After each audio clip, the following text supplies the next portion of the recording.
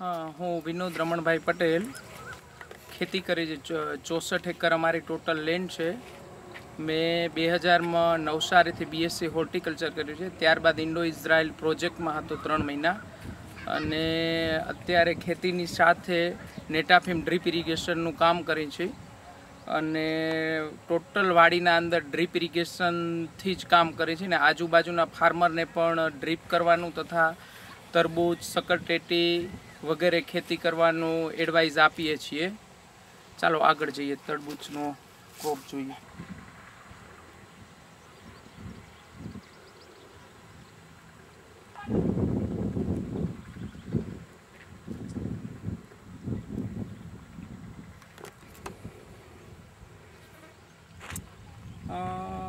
અમે આ તરબૂચની ખેતી 2.5 મહિનાની ખેતી છે.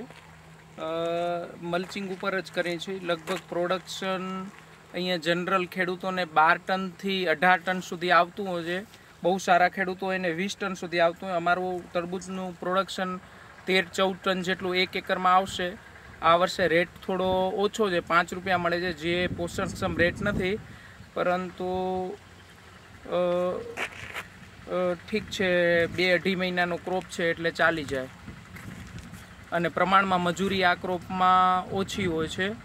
અને મલ્ચિંગ, ડ્રીપ અને ડ્રીપની સાથે બધા ફર્ટિગેશનથી જ આની ખેતી થાય છે. વેરાયટી સુગર ક્વીન વાવીએ છીએ.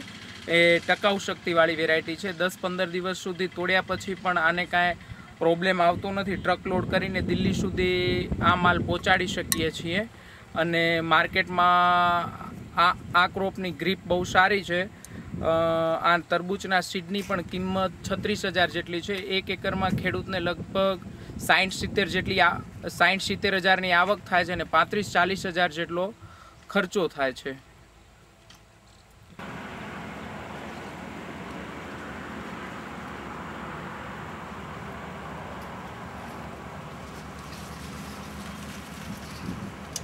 આ ખારેક છે. ખારેકમાં બારાહી વેરાયટી છે. આ Barahi variety Dubai tissue culture લેબથી ઇમ્પોર્ટ કરીને મંગાવેલી છે. આની એક પ્લાન્ટની કિંમત લગભગ 2700 રૂપિયા છે, જેના અંદર ગુજરાત ગવર્મેન્ટ 1200 રૂપિયા, 1250 રૂપિયા સુધીની સબસિડી આપે છે. અને આ જે ખારેક છે, એક છોડના આ 6-7 વર્ષના ઝાડ છે. એક છોડના અંદરથી લગભગ 10-12 જેટલી બંચ આ વર્ષે નીકળેલા છે. અને આની અંદર થિનિંગ કરવાનું આવે છે. એક સાંકળમાં 12 થી 15 ફ્રૂટ જેટલા અમે રાખતા હોઈએ છીએ. અને વરસાદથી બચવા માટે આના ઉપર પ્લાસ્ટિકની બેગ નોનવુડની ચડાવીએ છીએ. અને આનું પ્રોડક્શન એક છોડે આ વર્ષે 60-70 કિલો જેટલું મળશે. અને એનો રેટ લગભગ ફાર્મરને 40 થી 50 રૂપિયા સુધીનો મળે છે. 1 એકરના અંદર 60 જેટલા પ્લાન્ટ આવે છે. તો આના અંદર 60 જેટલા પ્લાન્ટ આવે છે એટલે એક ખેડૂતને 1 એકરના અંદર લગભગ 1 લાખ રૂપિયા જેટલી આવક થાય છે અને 15 થી 20 હજાર જેટલો ખર્ચો થાય છે. અને સાથે આના ત્યાં એક છોડના અંદરથી લગભગ 3 થી 4 ઓફશૂટ નીકળે છે, જે વાવીએ તો પણ ટિશ્યુ કલ્ચર જેવા ને જેવા પ્લાન્ટ હોય છે એ પણ ખેડૂતને બહુ મોટો ફાયદો છે. અને આ ઓફશૂટ બજારના અંદર વેચીએ છીએ તો પણ 1200 થી 1500 રૂપિયા જેટલી કિંમત આવે છે. અને ખારેકનું ડિસ્ટન્સ 10 મીટર જેટલું હોય છે, માટે વચ્ચે ઇન્ટરક્રોપના અંદર ગુવાર પણ ઇન્ટરક્રોપના અંદર અમે લઈએ છીએ.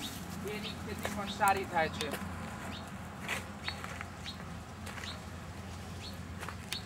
અને ખારેકનો પિયત પણ અમે ડ્રીપ ઇરિગેશન થ્રુ જ કરતા હોઈએ છીએ.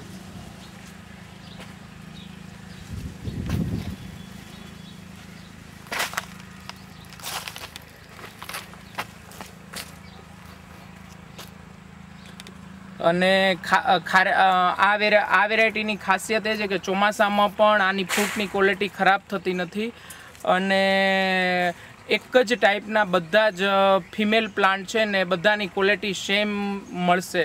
અને માર્કેટમાં બહુ સારી ગ્રીપ પકડાઈ ગઈ છે આ વેરાયટીની. એટલે ખેડૂત માટે બહુ સારી છે. આ વેરાયટી ખેડૂતોની ઇકોનોમિક ચેન્જ કરી શકે એવી આ વેરાયટીમાં તાકાત છે.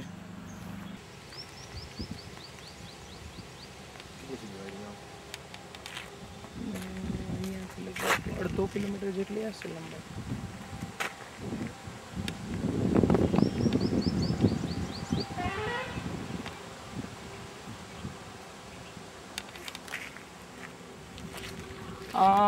આ સ્ટ્રક્ચર અમે દૂધી અને કારેલાની ખેતી કરવા માટે બનાવ્યું છે. વેલાવાળા કારેલા, કાકડી, વેલાવાળા જે બધા ફ્રૂટ્સ શાકભાજી હોય છે એના માટે કરીને બનાવ્યું છે. સ્ટ્રક્ચર એક વખત બહુ કોસ્ટલી પડ્યું છે પણ બહુ સારું છે. અમે આના અંદર જૂનમાં પ્લાન્ટેશન કરીએ છીએ અને છેક દિવાળી સુધી 6 મહિના સુધી આના અંદર શાકભાજી લઈ જઈને ત્યારબાદ પછી વચ્ચે ફ્લડથી ગુવાર છે, મગફળી છે એવો પાક દર વર્ષે લઈ જઈને આના અંદર શાકભાજીના અંદર ડ્રીપ ઇરિગેશનથી જ પિયત કરીએ છીએ.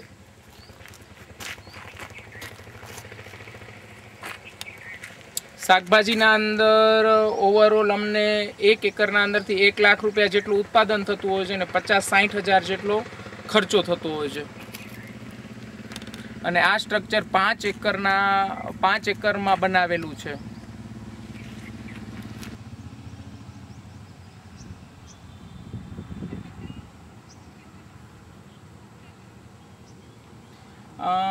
આ નાનું સ્ટ્રક્ચર નેટ હાઉસનું સ્ટ્રક્ચર નર્સરી તૈયાર કરવા માટેનું છે. તરબૂચ, સકરટેટી, ટામેટાની આની અંદર અમે ટ્રેના અંદર નર્સરી આમાં તૈયાર કરીએ છીએ.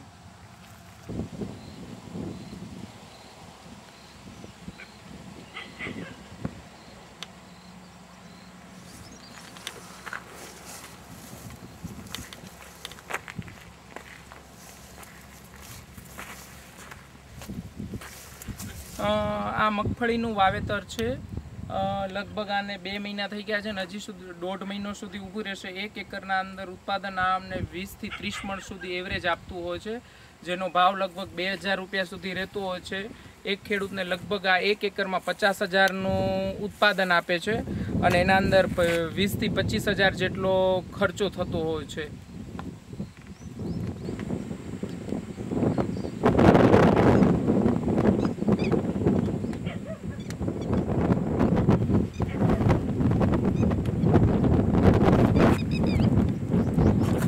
આ સકરટેટીનું પ્લાન્ટેશન છે. વેરાયટી છે સિઝન્ટાની બોબી વેરાયટી છે. આ વેરાયટી સારી છે. આ વર્ષે આની અંદર થોડો વાયરસનો પ્રોબ્લેમ આવી ગયો છે એટલે ગ્રોથ પણ ઓછો થયો છે. પરંતુ જે આ વેરાયટીનું સીડ બહુ કોસ્ટલી છે. લગભગ 56,000 રૂપિયા 1 કિલોનું અત્યારે આનું સીડનું રેટ છે.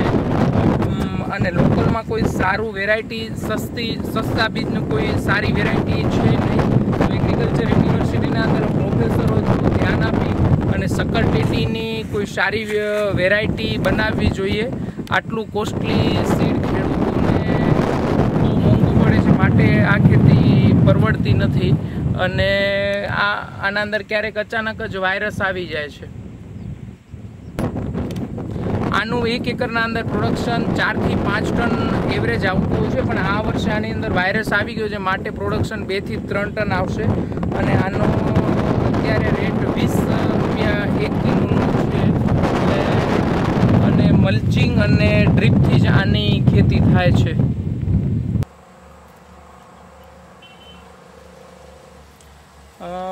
આ કેસર કેરીનો પ્લોટ છે.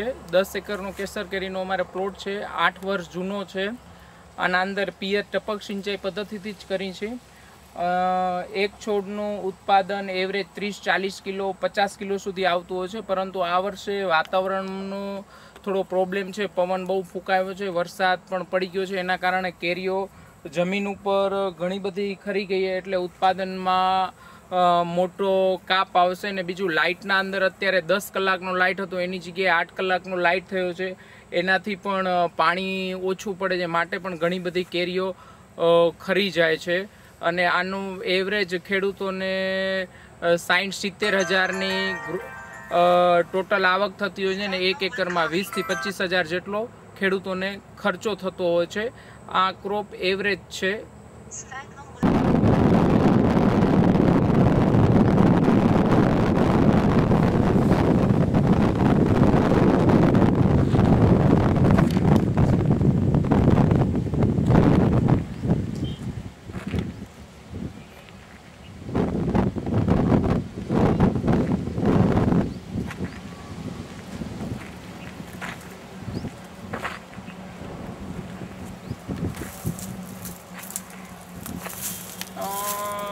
આ દાડમની ખેતી 5.5 એકરના અંદર છે. આનું પ્લાન્ટેશન 6 વર્ષ પહેલાં કર્યું હતું.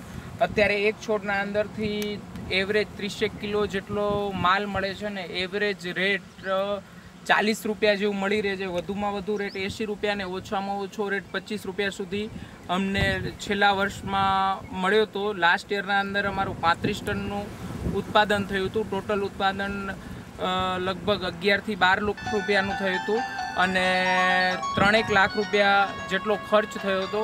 માટે કચ્છમાં મને તો સૌથી સારામાં સારું ખેતી દાડમની લાગે છે.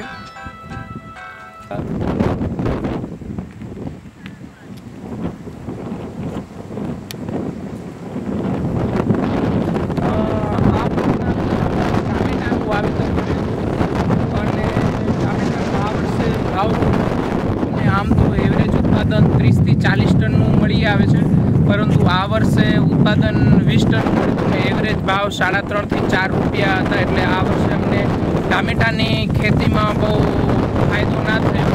એવરેજ જ રહ્યું અમારું. ટોટલ ટામેટાનું 13 એકરના અંદર હતું ને ટોટલ 7-8 લાખ જેટલું ઉત્પાદન થયું ને 3 થી 4 લાખ જેટલો ખર્ચ થયો.